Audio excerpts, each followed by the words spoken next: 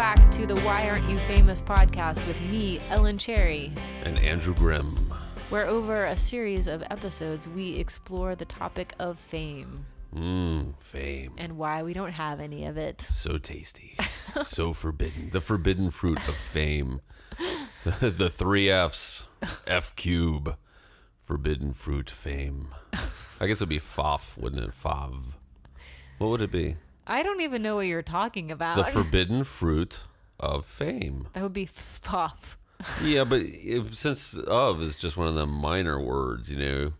It wouldn't even get capitalized, you know. So for the two people that have bothered to continue listening this far into the episode, thank you. We know that you're true fans. Fans. Fluffle. So today's topic is... This is a good one. It is a good one. I think they're all interesting topics. I barely even remember us coming up with it. In fact, you sent me an email saying, what is this about? And I was like, I don't know. So today's topic is about perception. Yes. Public versus private. So that was also a little bit perplexing to me as I tried to write the essay, but I think we tried to explore it in our own ways. What is the perception of fame? Possibly. There's a lot of P's in that plosive-filled statement. What did you intend by that subject matter? Well, I think like there's the personal perception of what fame is and what success is, and then there's this kind of like public type of like I don't want to say mainstream, but like there's a larger sense that, you know, oh well, you know, you should be on American Idol, and the only type of fame is worldwide super huge stardom fame. And when you think about like all the famous people that are out there, that's a really small percentage of 7 billion people, 7.5 billion people. Oh my God, is that many now? Yeah, it's that many. People stop people. It's not gonna happen. People stop people. No. Can we make that into a phrase? People stop peopling. Oh my God, 7.5 billion. That's a lot of people. If I could just get like half of those people to download and pay for a song, that's not going to happen. I'd have $3 billion. Well, that's why I keep thinking my subscription service is such a good, you know, strategy to not you be. told me about the math. Not become famous, but like to be sustainable. Yeah, so you can just like really, you know, go back to last episode and just it's all about the work ethic. Then you don't have to worry about paying the bills as much. I'm afraid that in your definition of what the essays were supposed to be about, that mine may have veered off into weird territory, but that's okay. For today's? Yeah. Just for today's. Not ever. In the last two. But. I think last episode you were talking about how I'm rambling and I am often, I'm in the cosmos. Woo, woo, woo, yeah, that was totally like, that whole essay was ego driven because it was like, it's all about me. This is what I think. I'm Ellen Cherry. That's the voice we both use to imitate me. Mine is. I was almost like, who's that? Mr. Herbert from Family Guy. Oh God, I thought you were gonna make a Simpsons quote. Anyway. No. So he's the old man down the street. Yeah. He's a bit of a pedophile though. Yes. That is exactly what my fake voice is. It's been a long time since I've seen a muscly arm. On a lady such as yourself, Ellen Cherry. I've got an icebox full of popsicles in the basement. Okay, so for the one person who is still listening to this podcast, I believe we are completely sober. I believe I go first today. You do go first today. Today's you get to go on the essay first. All right. So we're gonna listen to your essay. Yeah, let's do it. I'm not afraid. I'm not scared. You're not afraid? Okay, yeah. Cool. Well, I'm looking forward to hearing it. I'm going to reveal something that anyone who has driven next to me on a highway will know is not really a very big secret. I tend to pick my nose on long drives and on the highway. It's a nervous habit. A wicked case of post-traumatic stress disorder caused by a criminally intoxicated driver a few years ago has raised the level of anxiety that I've always felt in a car. Could it be because I was also in a terrible car wreck when I was younger? Who knows? Well, I do know the answer to be yes, and so does my therapist. Anyway, back to the nose picking. There's something in my psychological makeup that believes that I'm actually invisible when I'm in my car, which is funny to me because the opposite is true. I'm super visible. The windows in my car, in fact, are made of clear glass, which apparently people can see right through. In the last episode, I mentioned that my astrological sign is Cancer, the crab, a zodiac that is associated with homebodies. I have always been very good at nesting and making my home a place that I long to be when I'm far away from it. I've also worked very hard to be comfortable in my car again, especially after that car wreck. It's possible that all this important brain work has led me to a very strange place. A place where I have come to believe that the driver's seat in my car is the same as the middle cushion of my couch. I bring up this unfortunate disconnect with my ability to discern between public and private spaces with this particular bad habit, because I think that if I were famous, this would probably be one of the things that would vex me the most. Seeing photograph after photograph after photograph of myself touching my nose. And I say touching now because at this point, I realize that I may have already permanently affected the image you have about my face in your mind. And I think that this is the heart of this essay for me. My personal view of famous people are that they get no privacy. It's possible that some choose not to be private, or maybe that's a deal that they make to be famous. So here's the conflict for me. Because I'm not just a creator of songs and stories, I'm also compelled to perform them. I believe that as a storyteller, I need to be out in the world, observing. I'm recording the stories of other people, relating to them, and incorporating them into my own stories. This vampiric way of being in the world has served me well for 20 years of songwriting. If I became famous, I fear that I would lose that public privacy. And the worst of it isn't that someone would snap a picture of me picking my nose. I meant touching my nose. The worst of it is that I wouldn't be anonymous in public, able to observe, to interact without interacting. I believe that having private space in public is essential to the type of art that I want to continue to create. Yet I need to perform the work in public and be the one who is observed. I fear that the two needs couldn't be met on a timeline of my choosing. It looks like it might have to be either or if I were to become famous. Also, being publicly famous and recognizable doesn't look very relaxing. And if I couldn't relax, how could I possibly continue to stretch and be flexible and absorb and deeply delve into my psyche and rip out the disgusting, nasty things and celebrate the beautiful, rich, and scary things of my heart and my mind to put them on display in a new artistic way over time? I fear that fame would open a door to so many incubi and succubi, draining my time and attention. I do think that people who do great work can become famous, and in some cases, it could lead to the next artistic leap for a person. And I'm willing to recognize that I might sound like a snob with what I'm about to say, but it seems like the bigger the ball of wax that your career becomes, the more people get involved in it, making creative decisions and shaping you towards something that has sold well in the past, simply because non-artists have determined that it will likely sell well in the future. Plus, at this stage of the game for me, it's starting to feel like a deal breaker that I wouldn't get to pick my nose whenever I want.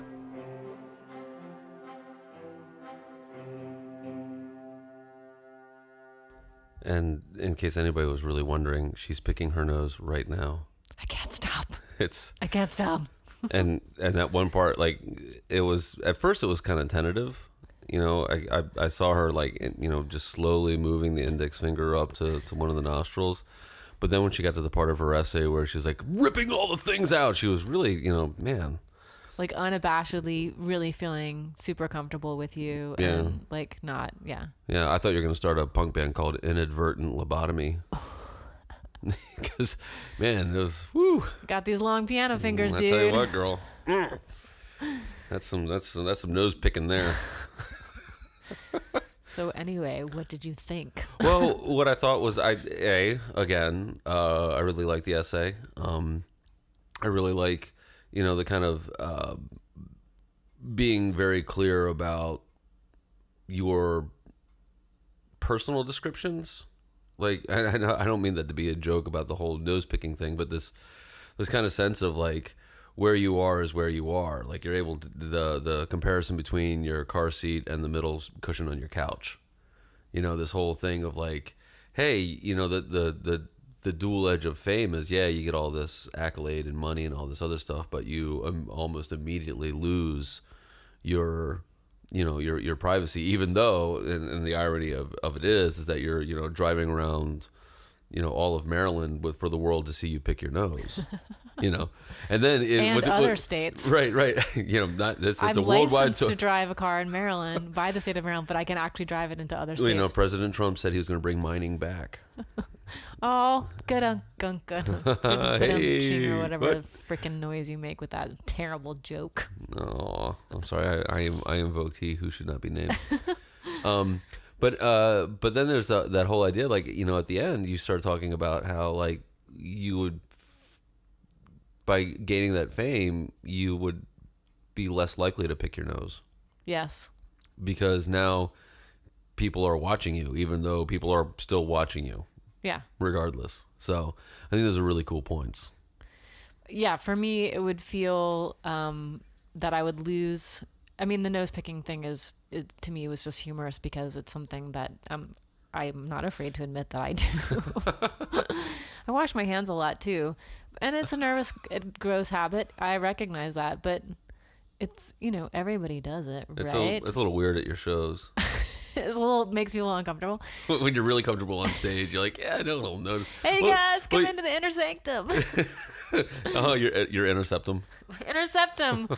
Very clever. Thank you. Well, do you ever have that on stage where, well, I'm sure you've had this, where you're singing or you're doing something and there is some sort of bat that's in the cave, and you can kind of like, or like you might have a little cold or something, you feel a little sniffle or a dribble of like snot that's coming in, and you're singing, you're just like, and it tickles, or that's precisely the reason why I take care of it on the way to the gig. No, but in the middle, or well, I don't know, you've spit on stage, haven't you? Like, no, never. Never. That's not true. That's not true. Like, I drool all the time on stage. It's terrible.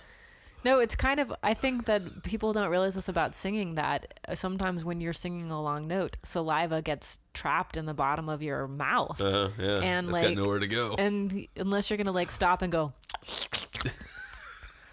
into the microphone or near it, it's happening. Anyway, my point is, right. like, the idea... Gave up my life for love. That's exactly what I sounded like when I used to sing that song a million years ago. The idea being that that for me to be wanting to be anonymous in public and to have that public privacy is so important, because I appreciate the ability to sort of be invisible, and also even in relationships when people don't. I'm sure this has happened to you, where if you've just met somebody for the first time, before they find out, it's almost like finding out somebody's a reporter, like they will reveal things to you that they may not have. I think less so with songwriters, but the idea being that I do love to take not take their stories meanly, but if somebody says a great turn of phrase and I can morph it into my own language, or just a thought, or even just observing a story. The street that I live on, every day I'm looking out at 100 different stories of people driving by in their cars. There's active heroin across the street, and the people that are living gold mine very different lives than I do in the city, and to observe them and to be out in the world among them and talking to people too is really important to me. And I think people approach famous people much differently than they do non-famous people. That's probably true. And I also think because I tend to look different in real life than I do when I actually like shower and put on performing clothes, that you're laughing, but it's true. Your performance smock. Yes, my one performance smock. That people, because people will approach me and they'll say, "You look so familiar," and I'll be like, "Yeah, I get around, whatever." But then there have been a few occasions when somebody said, "Oh, you are Ellen Cherry," and all of a sudden the timbre of the conversation changes a little bit, and there's it's not like a distance, but there's a weird maybe it is a little bit of distance that I feel like it's instantly created that I don't like. There's a different type of expectation that happens then. The context of your conversation then changes. I mean, slightly. It doesn't have to be like, walls go up and, set the moat on fire to keep this, Yeah. Because, I mean, I don't think either of us have that persona, or that level of fame or whatever. Yeah. But you just had, one of my former students recognize you. At a salon where I was about to get my eyebrows waxed. Mm-hmm.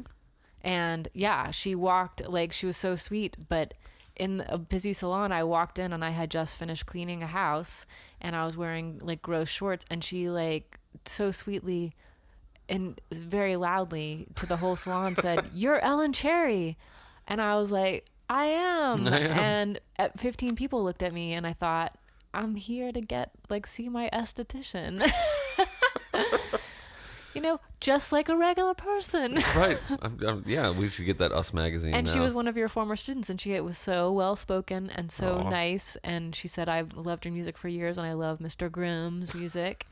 And it was a wonderful moment, but it was also sort of unexpected. I wasn't expecting to go into that atmosphere or that environment and be on stage, basically.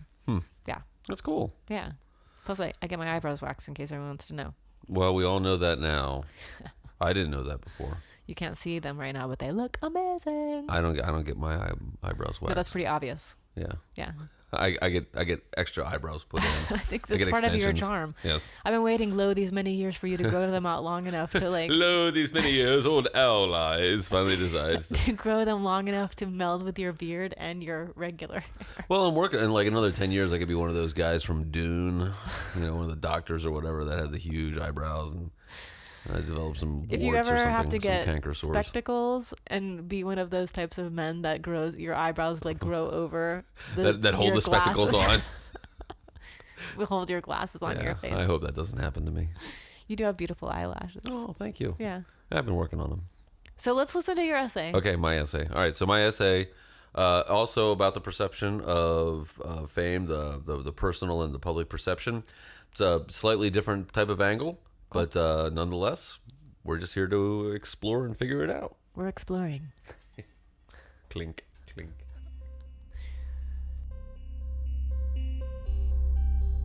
As my good friend Tom McHugh oft says, we build the narrative we need.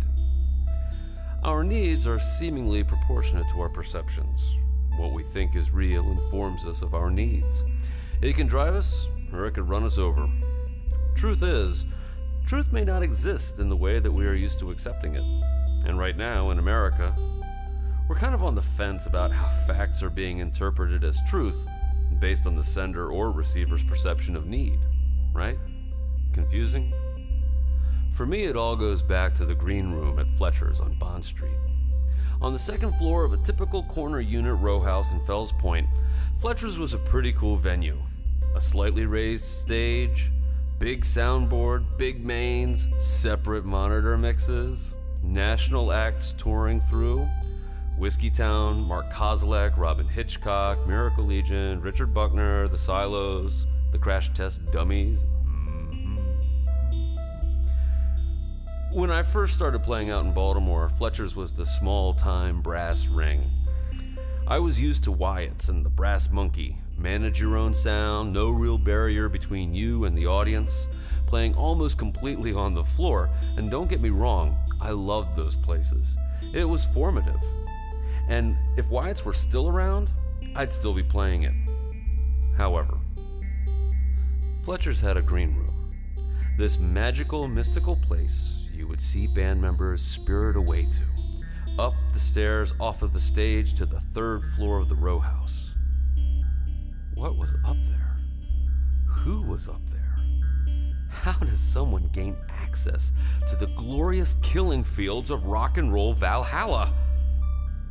To me, there was something so attractive and desirable about that green room. If I can make it to that level, I will have achieved something. I, too, would then be seen by the audience as having exclusive access that set me apart from them. This was my narrative for a year and a half. And then, we got the call. My first band, Factory Horse, got the shot to open for Todd Tebow. Side note, even as I write this, I do not know what happened to him. I didn't even bother to look him up on Facebook. He's from Boston, and he was sort of a mid-level big deal. Anyhow, I could barely contain my excitement. On time and bouncing off of the walls, we loaded in from the fire escape, a load-in I would soon begin to tire of after the third time playing at Fletcher's. Checked in with the sound guy, and then reveled at every step upon step as I went straight for the green room. Slowly, I pushed open the door. In front of me, and, well, for the entire time Fletcher's existed, was a dingy white room with 2 couches and a bathroom. Still cool, but the smell of bleach and cigarettes reached deep into the back of my throat and tamed my excitement immediately. It's kind of like one of the big moments from Edgar Allan Poe's The Raven. The speaker throws open the door expecting a monster, some sort of confrontation, and all he finds is darkness. Except in this case, I was greeted by the hum of fluorescent lighting and the smells of Mr. Clean and Joe Camel doing it. And nothing more. The key issue here isn't the narrative or the perception, it is the resulting expectation that leads to disappointment. When we meet someone we perceive to be famous and mysterious, that fame and mystery dissipates pretty quickly when they open their mouths. There's little room for those people to live up to our expectations, or even the narratives we've constructed for ourselves so that we can function. And now, almost 20 years later, I can say that, although I'm still building narratives, those narratives are more rooted in experience than some far-off fantasy ideal I concocted for myself. I've played festivals and toured the country, met more famous people, even sat in with some people who are bigger deals than myself. But those places are really just places, and those bigger deals really are just people. Even my narrative about Fletcher's green room is just a narrative. It has changed in meaning, though. No longer the romanticized vision of success, it has become that cautionary tale of reality. Whenever I show up to a show and someone says, "Hey, let me show you to where the green room is," I always brace myself for Clorox and Camels.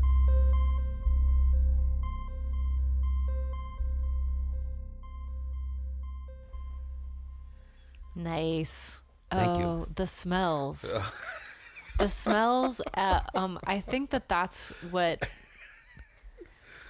Well, smell is the strongest sense anyway. It is the strongest memory sense. And so I'm not surprised that you would have a memory sense that would coincide with Fletcher's Green Room. I never made it to Fletcher's Green Room, but I did open for a bigger band there. Oh, wow. Kay's Choice. Oh, wow. Remember? I'm not an addict, baby. Right. Yeah. Like, she was a big deal. And, yeah, she was a huge deal. And really talented, and I loved that song. And she was German, wasn't she? Ich weiß nicht. Wow. Which means I don't know. I don't know. I don't know. That's the Baltimore version of I don't know. It's very close to the German. If you examine the glottal stops. But I never made it into the green room of Fletcher's. I did see the green room of the old 8x10, which was at 8 through 10 Cross Street. Yeah. Which was this club that was also a brass ring for, I think, a lot of us in the early aughts in Baltimore. If you got to play the open mic, that was like a big deal. Yeah, right? That, and then getting a regular show. I did a CD release party there and got to see their their green room, which was also at the top of this row house, was like climbing into a urinal. I mean, like, and the walls were just covered with cuddling up with a urinal cake.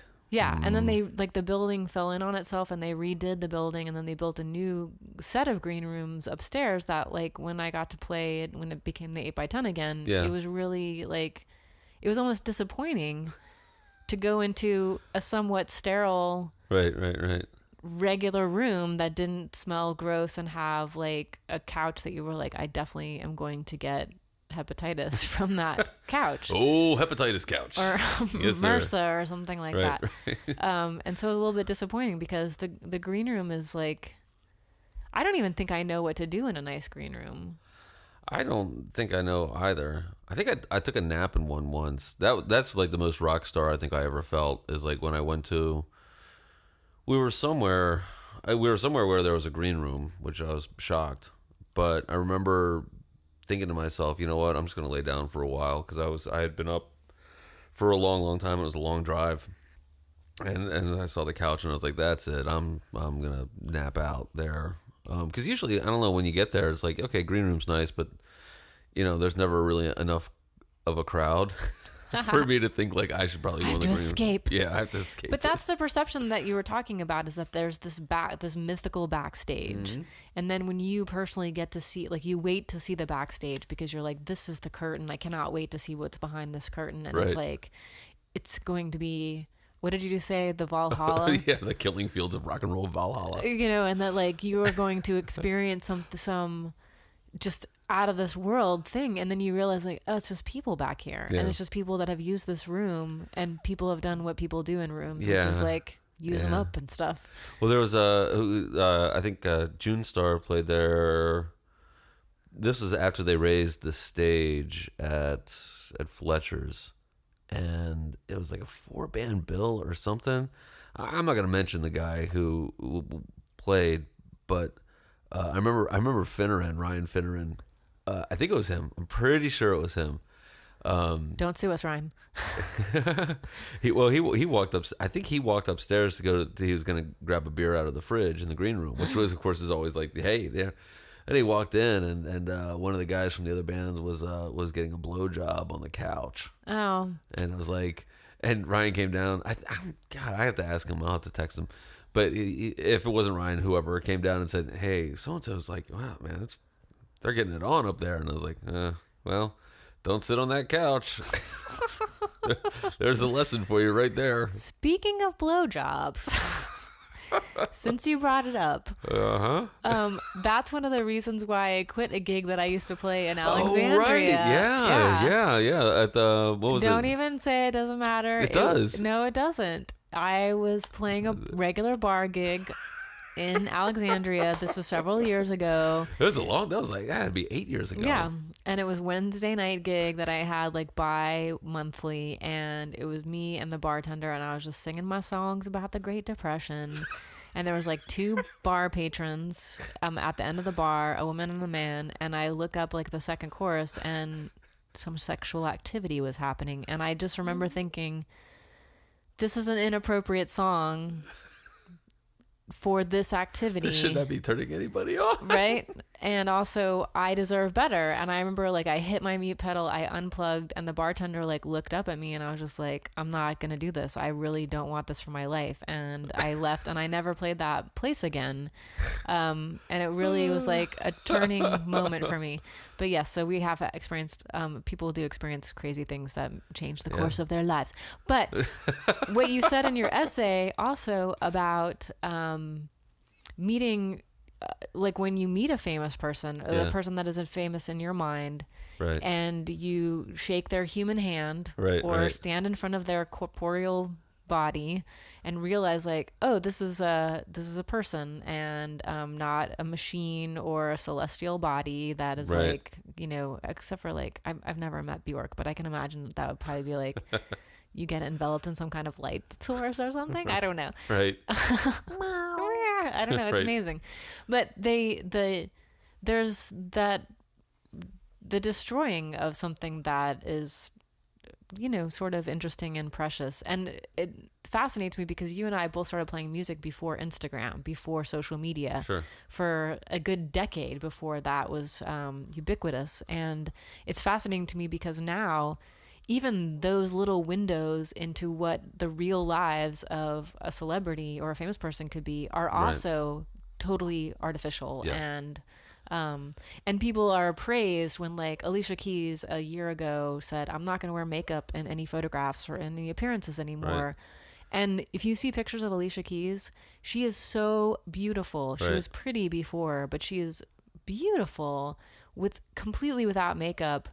And I appreciate that she did that. I don't follow her on Instagram, so I have no idea like if she's curating, which I imagine that she does in some way, or somebody curates those types of pages for, and who knows. Anyway, I'm blathering on about it. But it's weird that even the little tiny window, first of all, it's weird that people want the window. Right.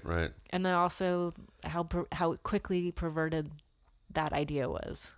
Yeah, I think like... Or that idea was perverted, that's what I meant. No. Well, when we think about like band photographs, you know, people, when you venues and the media expect you to give them a photo of yourself that is like somehow posed or whatever. Tells a story about what kind of music you're going to play. Man, I am terrible at that. Well, yeah, the narrative, right? Yeah. But I'm really bad at like those photos, and I really don't like taking them. I mean, I don't know.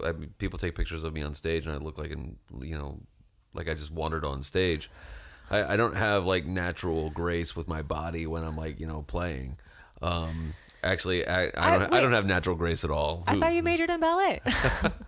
Yeah, well, I spent my time with the Bolshoi, and then I defected, but I think that like there's that image type of thing that's going there, and when in my essay I did talk about that idea of like what we make up in our heads, when we listen to a record, and we're so convinced we know who that person is. And from an artistic point of view, it's like I want to meet these people and talk to them. Yeah. Because I'm like, wow, how did they write that? How did they write that? Or like, wow, this is like a really big deal. And you meet them, and 50% of the time they're like, hey, what's up? Like, yeah. Oh, I don't know. And because your expectation of like having this deep personal relationship with somebody that you have had a personal relationship right. that they haven't actually participated in. Right. And you have a relationship with the song, but you don't have a relationship with the person. Yeah. And that's that's something that I've seen like with Richard Buckner. We've turned out to be friendly with each other. We're exchange emails every once in a while or whatever. But you're basically BFFs. Yeah, we're as close could be. Yeah. But like I would send him an email or every once in a while chat him up a little bit, and I opened a few shows for him. But like when I first met him, his songs are, I mean, my songs are depressing. I mean, my songs are sad. His songs are like really sad. Like I was like, wow. But you meet him and he's like this, more often than not, he's like, hey, how you doing? Hey. Yeah. He's this really nice kind of animated guy. And, James McMurtry is pretty much so. Yeah. Like, that's it. That's all you're going to get out of James McMurtry. And then some but his songs are very loquacious, and the presentation of characters in them are very. Oh my goodness, his voice is amazing. Like the voice of his characters, and I think the worst celebrity like mystery thing. And I wasn't like super excited to meet him, but I was happy to be around him. Was Chuck Prophet. Man, he's mean. He was mean, man. He tore into EJ Shaw Thompson.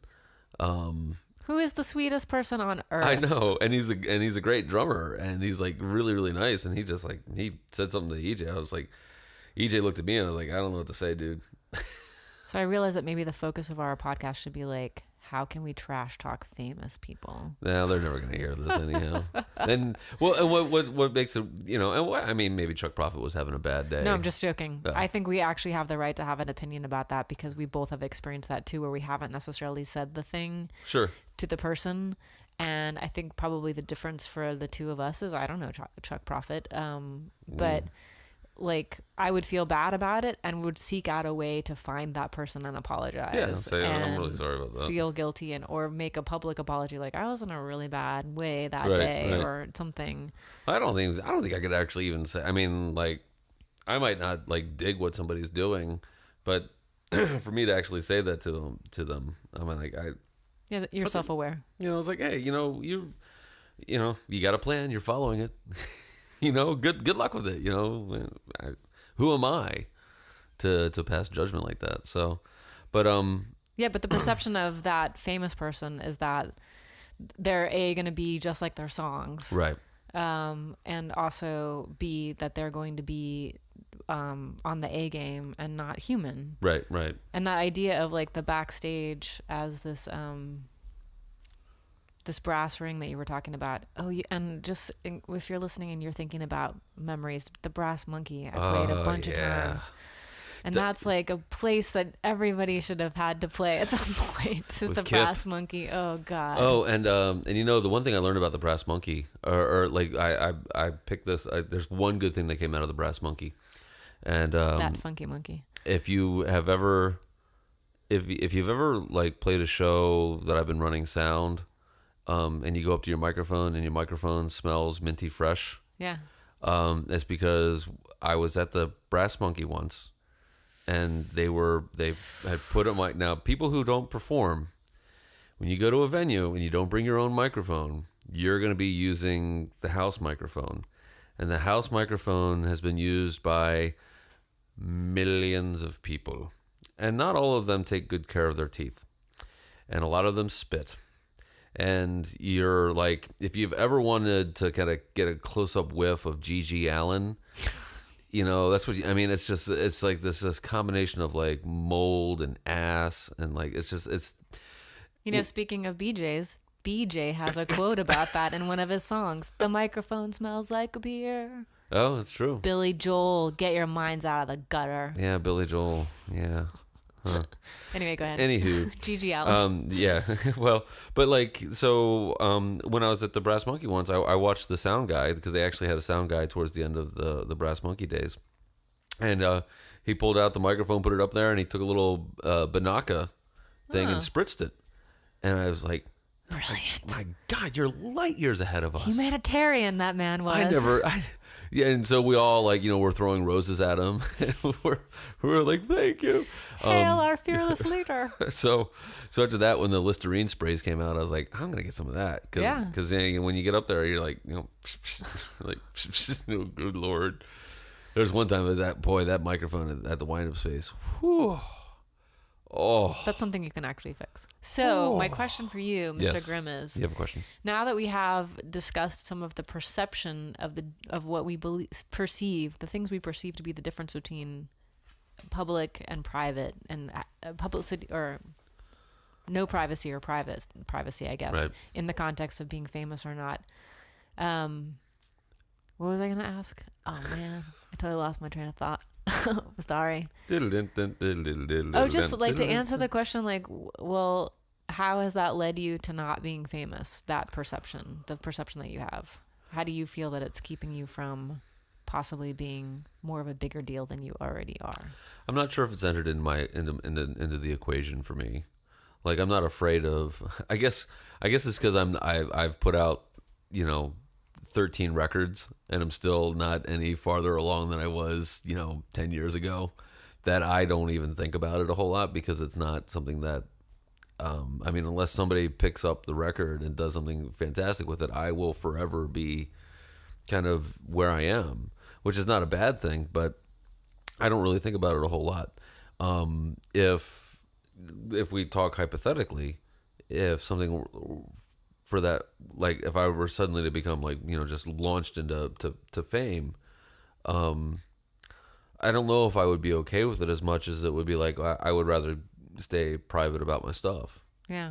And I think that you talked about this whole idea of like, you have this team of people who are then there to manage your image. Yeah. So then it becomes do I want my image managed? Especially geared towards something that is about selling. Right, and my visual appearance is just not the selling point of my songs. And selling something, and not even like, I'm not opposed to selling. You didn't have to agree that quickly. I don't apologize for that. Okay, fine. But just not selling I'm not saying that I'm not selling something. I am trying to. Selling is not the right word. But there is something that I'm trying to promote, which is connection and deep reflective, understanding of emotions. Right. But that doesn't mean you have to have some sort of post picture of you being, pensive about something. And, I guess it does, because people need that. I don't know if they need it or not. Maybe this is exactly the reason why I'm not more successful. Last episode we talked about that ego ethos type of thing, and my ego doesn't really drive me in that particular way. Do you have a sense that it's changing as you've aged too? Like your approach to that? Like, how would you, 20, I'm not trying to reveal. I'm 45. Okay. Really? I'm okay. Oh no, I thought you were younger. Did you think I was, how old did you think I was? 44. Yeah, I'm a spry 44. But think about your perception of these. Well, we did talk about that, because our perception when we were younger, even 10 or 15 years ago, was like the prize of the backstage and what it meant to us. Right. But even now I think about how I feel almost lucky, because I've had so much privacy for the last 22 years of working in this business. To be sort of ridiculous with myself, and to play and to be fun, and to not have that, to not give so much of that away. Right. Well, is that because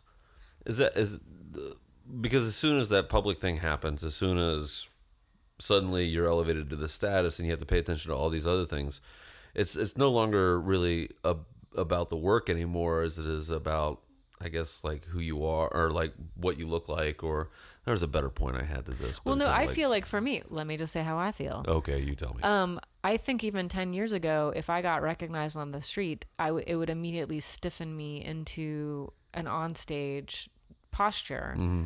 And now, even at a party or something where I'm just going and relaxing with a friend, and then somebody says, "Oh, I've seen you play before, and I really liked it," which is usually what most people will say. They don't say like, Right, "I thought it really sucked."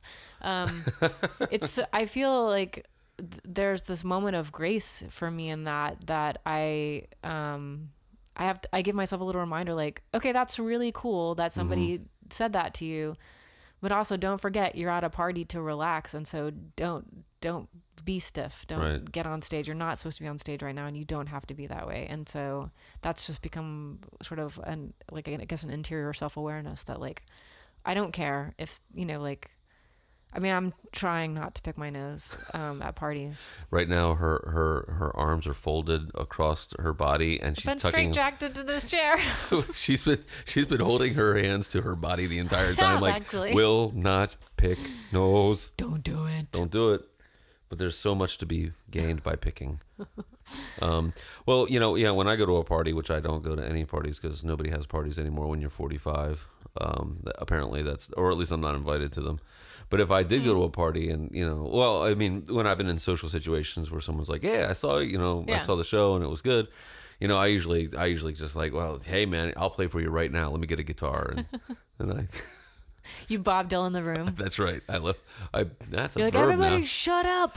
Shut up, I'm talking about myself. I'm about to lay the most beautiful music on you. Speaking of beautiful music, let's move on to we're moving on. Our thing that we think should be famous. And we're talking about the beauty, the majesty, the elevation of songwriting craft. The dulcet tones, the gentle ebbing of Dingleberry Dynasty. Yes. Okay, so Dingleberry Dynasty is a band that I have been aware of for 20 years in Baltimore. Long time. Well, I can't say. I've lived in Baltimore for 17 years now. And so the entire time I've been aware of them, but I have not, through complete fault of my own, never seen them live in performance.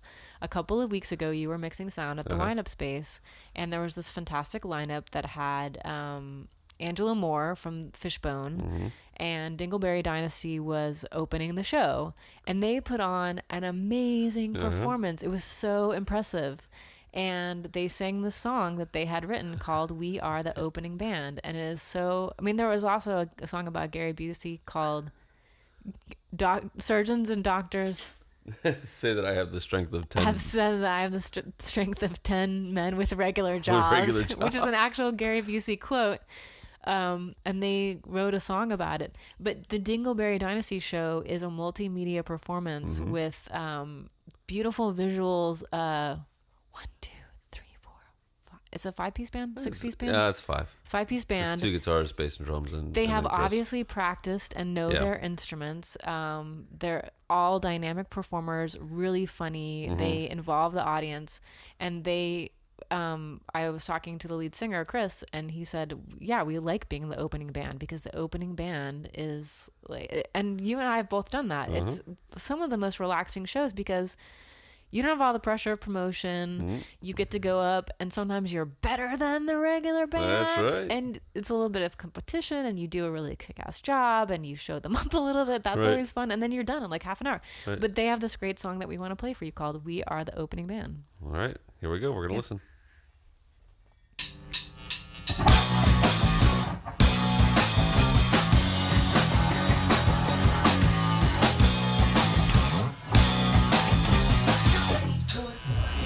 See the show. 3 hours early, way to go. Push and you nudge and you gotta front.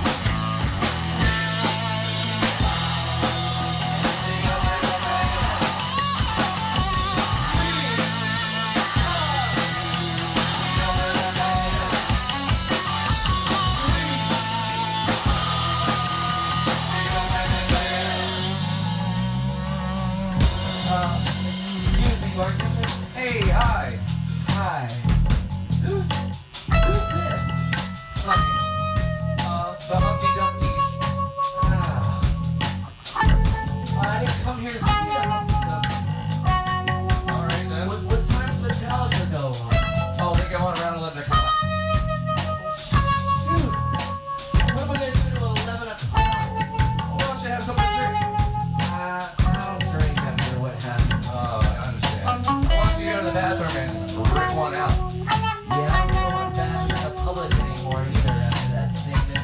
Okay, I got you. Yeah. Why don't you go outside and have a cigarette? I do smoke. I do enjoy cigarettes. Okay. So I'm gonna go outside, I'll have a cigarette, and then I'll come back in. Whoa, wait. What?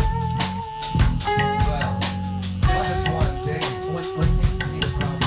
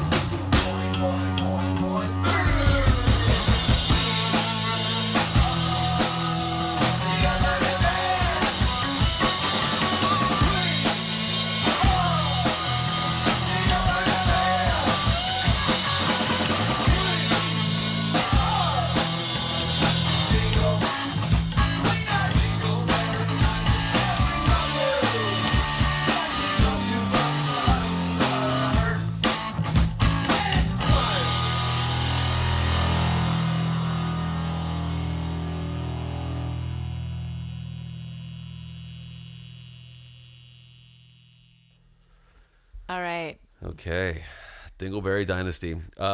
Which, yeah, like that. Well, but the name of the band. just a really quick, a quick side note that Chris used to be the door guy at Fletcher's, Yes. and that's where when I first met him. I don't know if he was all that impressed with Factory Horse or June Star, but he was a really nice guy, and but I remember.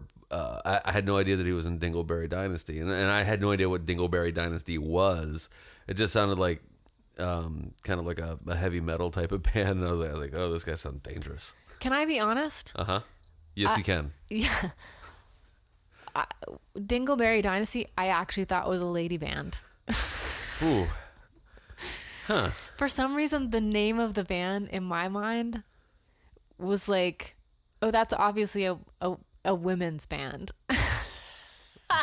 Dingleberry?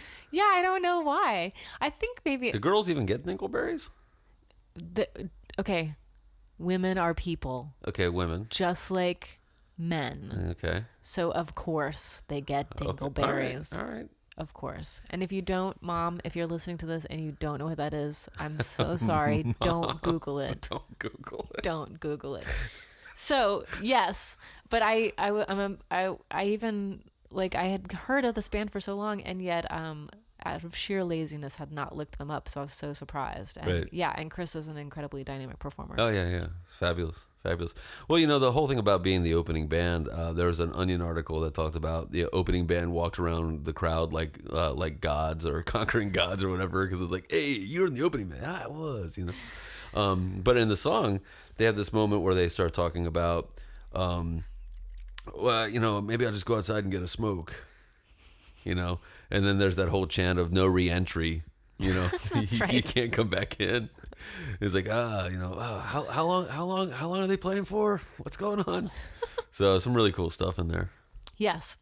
So you can find more information about Dingleberry Dynasty and download their music at, I think it's Dingleberry. No, it's not. No, it's dingleberrydynasty.bandcamp.com. Yes. The website, I think it's just dingleberrydynasty.com Yeah. is the website. But go to their Bandcamp page and support them, just like all the other artists we mentioned, because we want them to be famous. And the thing is that I'm worried is that somebody at some point is going to come back and be like, oh, we are famous. And we'll be like, oops, sorry. But this is... I don't know. I don't know if they're going to come back and say, we're already famous. Excuse me. Excuse me. Shaw. Big in Japan. I mean, they're pretty famous. Big in Japan. Exactly. Well, that was, wasn't that Lake Trout? That was who that was before that. Was it? Do you remember Lake Trout? I've only been in Baltimore for almost 20 years, so no. They would have been It's around. a lady band, right? Lake Trout is definitely a lady band. It is not a lady band. Isn't there a lady band named Lady Band? There should be. There is now. Yes. Lady Berries. Lady Band. Lady Berry Dynasty.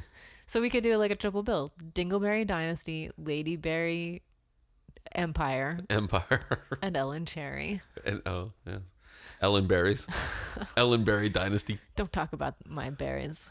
Okay. So Yes. I forgot to look at the schedule, but do you know where we're supposed to be heading after Columbus, Ohio? After Columbus, Ohio, Was it Chicago? I would say probably Detroit.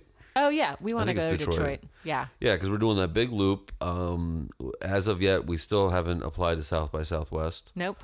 I still, regardless of whether or not we get into South by Southwest, we will be in South by Southwest. Yeah. We will make that happen. I have some friends now down in Austin that we can stay with or we can meet up with. And without a doubt, for those people who don't remember this, or maybe you weren't aware of this, but you can find it's archived on Facebook. Ellen Cherry and I tried to book a tour last November. We're coming up on a year since we did that. And we started early. I've just gotten over the crushing disappointment. And we could not get a single freaking person to respond to us. Yeah. It was really disheartening. It really kind of I was a little bit upset. But you know what? I got control of my upsetness. Your emotions. And I said, and I called you and said, well, I don't think it's going to happen. And you're like, okay, well, blah, blah, blah, let's just. And I was like, who is this? Yeah. Andrew Grime? I don't know who you are. Yeah. Oh, you're one of those little people. Yes. Don't you know I'm famous in my own mind? Excuse me, but I'm getting my eyebrows waxed. Do me a favor. Maybe I'll talk to you, but you have to peel me a grape first. So, but I kind of struck on this idea. I was like, you know what? Screw it, man. We don't need the venue. We'll just do the Facebook Live. Because it was right when it was new, and I thought this is what we'll do a cyber tour, and we'll tag ourselves in those cities that we were supposed to play. Yeah. And we'll also and try to friend the venues that didn't book us or didn't bother to respond. It was a lot of non-responses, and that was like what really hurt the most. Yeah. And just to kind of like, okay, well, we don't need you. Yeah. And I mean. And I'm sure there's a whole other episode. We'll get into it. Luckily, that echo chamber continued to sound complete. The silence was still deafening. It was. It was very. I felt just reliable. Right. Like the lack of response has really been super consistent. So yeah. nice. Yeah, feels good. Feels good. Feels good. So I without a doubt, I think we're going to Facebook Live a lot and do we're going to do several podcasts from the road as well. So there's going to be a lot of kind of production type of stuff that we're doing. Eventually our podcast recordings will catch up to us in time. That's one thing that we're working on right now. We're working through how to put this stuff together, and so far so good. Yeah. I think as long as people remember their microphones when they come to the session. Let it go. And, we have an outro theme that doesn't have lyrics on it. I'm working on it. Somebody who showers. I refuse to agree to that. Okay. I'm not agreeing Someone to this who term. would just, if you're going to pick your nose, give equal treatment, equal time to both nostrils. Am I looking lopsided? Yeah. Old Lefty's getting a little bent out of shape over there. So. And on that note, where can people find you, Ellen Cherry? You can find me online at www.ellencherry.com, and you can support my various recording efforts and my wish and desire to continue to live indoors and eat food by purchasing records at ellencherry.bandcamp.com. What about you, Mr. Groom? You can find most of my stuff sort of at junestar.com, JUNESTAR.com. You can also find my recorded output and subscription service at junestar.bandcamp.com. And you can subscribe for $5 a month. Then you get my entire back catalog plus subscription songs that are content that's exclusive to subscribers only. And, that's a lot of stuff. It's like, I think I'm up to like 63 songs or whatever of. You should do it in terms of how many weeks of listening you could do. And also, people should know that cyber tour, we recorded 21 songs. We recorded each. 3 songs every day for 7 days. Mm-hmm. And if you do the math, that's 21 songs per person. Mm-hmm. And then 21 times 2 is 42. Mm-hmm. And you can download 42 songs from us for $5 if you go to both of our Bandcamp sites. So there you go. Yeah. All right. So fill your ears up, folks. Yeah, and empty your nose. Yes. All right. See you later. Bye.